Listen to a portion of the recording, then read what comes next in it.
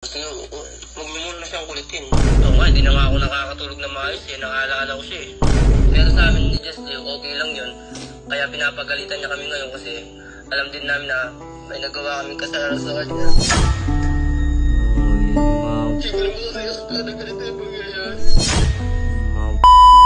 Hindi talaga ako makatulog. Gising ba si Dari? Pre! Daryl! Boy! Daryl! Anong ginagawa mo? Matutulog na. Tawagan kaya natin sila, Arnold, sabihin natin yung sinabi ni Daddy G sa atin kanina. Ang tatawagan? Hindi ako makatulog. Naisip ko sila eh. Kailangan ko sabihin sa kanila siguro to. Oras na po yan. Oras 12 na. Makakagising ba yan? Subukan mong tawagan, bilis. Uy, labas ka doon. Tawagan mo. Tawin. Kailangan ko sabihin sa kanila kasi hindi talaga ako makatulog eh. Miss ko na sila. Gising pa kaya yan. Gising pa yan. Subukan mo tawagan.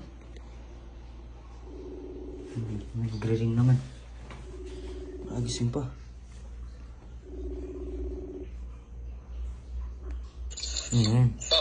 Oy, boy. Hello? Kumusta dyan, boy?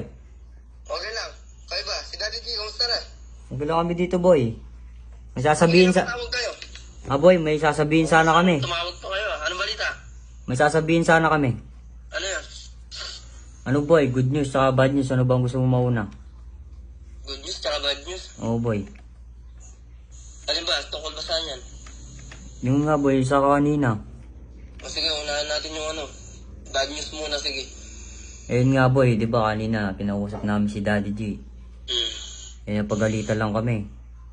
Ano sabi niya sa inyo? Ayun nga daw, huwag na daw namin siya pangunahan. Papatawarin niya naman daw kayo pero wag lang namin siyang pangunahan kasi ayaw niya talaga ng ganun eh. Sige, huwag mo muna siyang kulitin. Pansamantala, para makaisip siya. O yung good news, ano naman yun? Nga, boy, sabi niya sa amin, huwag daw namin siya pangunahan. Papatawarin niya naman daw kayo pero wag lang namin siya pangunahan.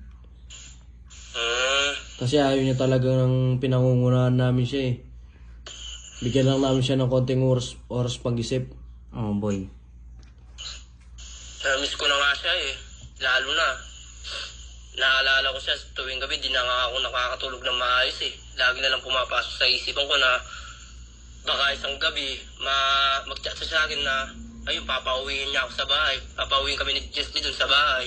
Yun yung iniintay ko na lang na baka chat niya kami, yung ganun. Hindi pre, dapat kayo yung gumawa nun. Oo nga, kayo may kasalanan pa. Dapat si Daddy J yung sayuin nyo kasi kayo yung nakagawa ng kasalanan eh. Oo nga. Dapat siya yung sa malay mo sa paulit-ulit na panunuyo nyo sa kanya. Makulitan siya sa inyo, pauwi na kayo bigla dito, i-chat kayo. Kasi namimiss niya rin kayo eh. Ano? Kasi namimiss niya rin kayo. Oo nga, hindi na nga ako nakakatulog na maayos eh. Nakaalala ko siya eh. Nakaalala ko yung dating kakulitan natin dyan. Siguro, ang saya niyo siguro dyan ngayon, no? Hindi man nga, boy. Gusto ko naman pong bumalik dyan eh, kaso nahiya pa kami kay Daddy G. Gusto namin masyal dyan, pero baka magalit lang siya sa amin. Yung nga din, boy. Miss na namin kayo. Lalo na yung dati, no? Oo. Nga. Kaya, Ano ginagawa niyo yan? Boy. Ako, matutulog na sana kaso ginising ako ni Ethan. gusto ko sabihin sa inyo yung good news tsaka bad news. Hindi talaga ako makatulog eh. Pagalitan kami kanina eh. Na sinabi niyo ngayon, gagawin lang namin ni Jesly na yun.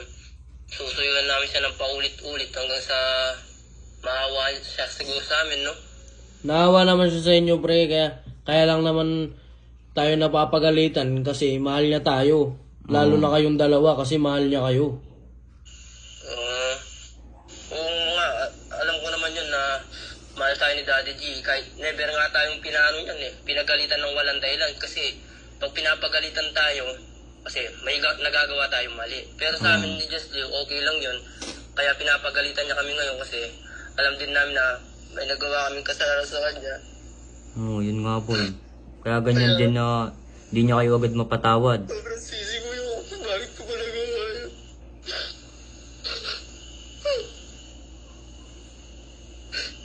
Hindi ko naman kasi expect na ganito yung pangyayari. Nga, boy, nakakamiss yung dating tayo dito.